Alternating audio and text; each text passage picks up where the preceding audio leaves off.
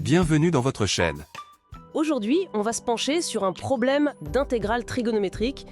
Alors, je vous donne les définitions. On a I, c'est l'intégrale de 0 à pi sur 2 de sinus x sur sinus x plus cosinus x dx. Ok, Et J, c'est la même chose, même borne, même dénominateur, mais avec cosinus x au numérateur. d'accord. Un QCM avec des options A, B, C, D. Notre but, le trouver I et J. C'est un très bon exemple. Commençons par la somme i plus j. D'accord. Si on additionne les deux fractions sous l'intégrale, elles ont le même dénominateur, sinus x plus cosinus x. Oui, Exactement. Et ça fait 1. Tout simplement.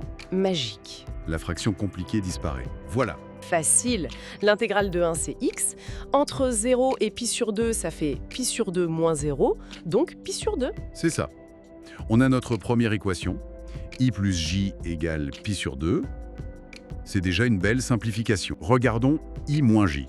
Alors, i moins j, l'intégrante devient sinus x moins cosinus x, toujours sur sinus x plus cosinus x.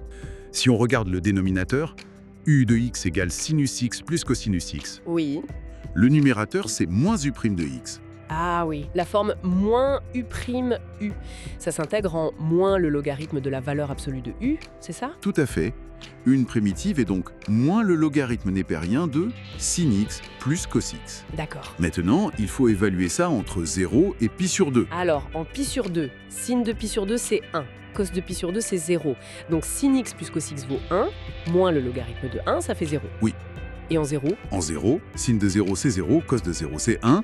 Donc sin x plus cos x vaut 1 aussi, moins le logarithme de 1, ça fait encore 0. donc on obtient 0 moins 0, ce qui fait 0. incroyable. Donc ij égale 0. Voilà notre deuxième équation. Bon, là ça devient très simple. On a un système i plus j égale pi sur 2 et ij égale 0. C'est ça, et la résolution est immédiate. De j égale 0, on tire i égale j. C'est direct. Oui.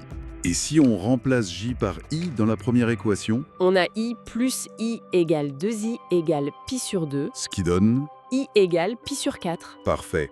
Et comme i est égal à j, J vaut aussi pi sur 4. exactement, donc i égale j égale pi sur 4. Ce qui correspondait à l'option C. Super.